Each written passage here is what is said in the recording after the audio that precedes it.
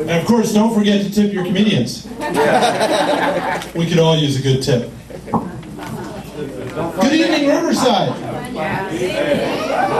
You know, I am excited to see this many people who don't like professional beach volleyball. Oh wait, I just mentioned that and all the guys are getting up and walking out the door, right? Yeah. Thanks, Benjamin. Did you know that professional beach volleyball is going on in downtown Riverside this weekend? Downtown Riverside. Yes. Where's the beach? I took my surfboard out. I heard it. I took my surfboard downtown. I still haven't found the beach down there. It's interesting. Why do they take games that we all do for fun at picnics and turn them into professional sporting events? I turned on the TV the other day and I got the World Series of Rock, Paper, Scissors. In the corner we have John. He's won 10 straight, always with rock. But Jack, he knows when to use the paper. We might have some interesting events that way. But my name is Jeff. I am the laughing lawyer. That's my daughter, otherwise known as the heckler.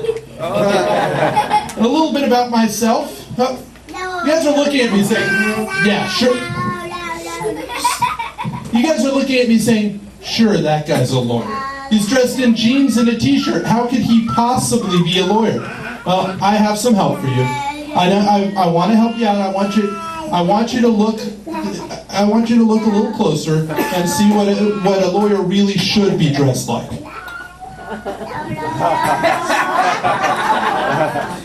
Now, does that fit your image a little bit better? Yeah. I know it fits mine a little better. Because, you know, there's the one thing I hate about being a lawyer. It's having to deal with all the liars, cheats, thieves, and referring to them as Your Honor. And a little bit about myself. I come from an interesting family. My mother is a New York Jew, so she refers to me as her son who's not a doctor. My father is a Pakistani Muslim, and he calls me and gets very angry that I haven't opened a 7-Eleven yet. And my wife is an evangelical Christian, which means my children are being raised utterly confused. You may have noticed. Yeah, my daughter, you know, she just doesn't quite get it. The way comedy works, we take a true story, we exaggerate it, and we put on a little twist ending that may not be true. My daughter, she comes home from comedy shows and says, Daddy, you lied tonight. You didn't tell the truth, you lied tonight. I'm a lawyer, what do you expect from me? It's what I do for a living. Yes, that's not right. See, my point.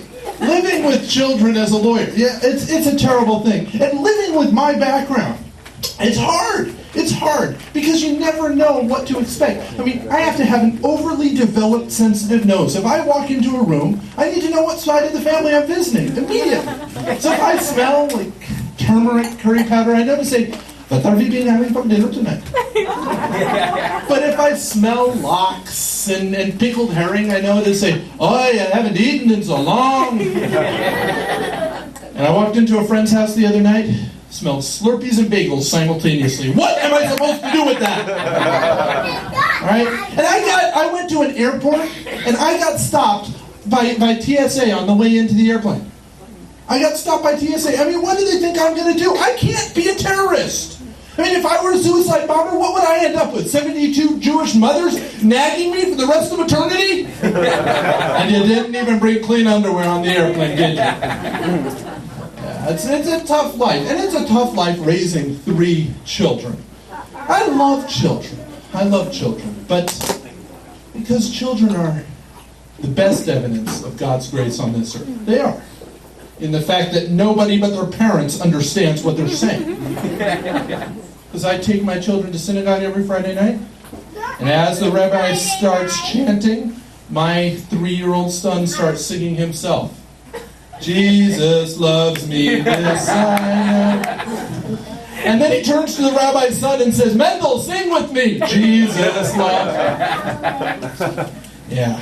But my son is excited about baseball season. We've got tickets to the Dodgers tomorrow. Yeah, so we had a dinner the other night. He says, "Yay, Dodgers!" Right in the middle of dinner. That's my son, that's my boy. Boo, Yankees. Yes, you get it, Ben. Die, Yankees, die. Oh yeah, I am proud, that's my boy. Then he starts remembering the last game we went to last season. Dodgers Pirates. He only knows the names of 2 teams, Dodgers and Yankees. Everybody else, he talks about the colors of their uniform. Baseball fans in here, you know what the Pirates wear. Black. At the dinner table, crowded dinner. Yay, Dodgers! Ooh, black people. Die, black people. My wife looks at me and says, "Fix this!" I did what any rational person would do. I wrote it right down in my comedy notebook. I pray to God that Obama does not find that book. Or Secret Service. I mean, with my background. Welcome to the Winery Candy Crest. This is a great place. You know, you can get your Obama bottled wine here. Yeah. It says Progress right on it. Progress. This wine bottle has been there for 6 months. It's still unopened. Progress? Come on, make some progress on the bottle. And you can get custom labeled bottles here, which is amazing because you can really see how life works. You know, you get this custom labeled bottle for your wedding. Look how beautiful. Happy bride, happy husband. Look how excited they are. And then, 4 years go down. She's still kind of smiling. He's smiling because the camera's taking the picture. He can't quite afford as nice a bottle, but it's all right. And then you got the 25th anniversary. They don't even want to be seen together anymore. And it's true, because I've been married for 10 years now. 10 years! And I was told on my wedding day, the best advice I was given, never, I'd like all of you to take, I know we've got couples that are fairly newlywed in the back, take this advice. Never go to bed angry. And I've taken that advice. We have never gone to bed angry. I've got a 10-year-old bed that's never been used. Does anybody want it? It's really comfortable, I hear. Yeah, I go home from comedy shows. My wife's here tonight. The conversation in the car kind of goes like this. Couch again? Yep. Dinner tomorrow? Don't think so. What about the day after? Maybe, if you buy flowers. It's all right. Because then she starts with the driving. Because, driving laws have changed recently. You know this. Because the government wants to interfere with every aspect of our lives. First, they take away my right to do this while driving. Then, they take away my right to text while driving. What are they going to do next? Take away your right to read the newspaper? What about your right to put on makeup while driving? Where are you supposed to brush your teeth anymore? And if they wanted to make it safe, if they wanted to make driving safe, they would make it illegal to drive with your spouse sitting next to you. Because everything I can do, she can do perfectly. Just ask her. And I've got a 3-year-old, so everything she says, he repeats. I was on the driveway. Stop. Slow down, Daddy. Slow down. Back in December, I couldn't drive 2 blocks without, slow down. Go, stop, slow down, stop, go. Slow. It's Christmas lights. Come on, give me a break.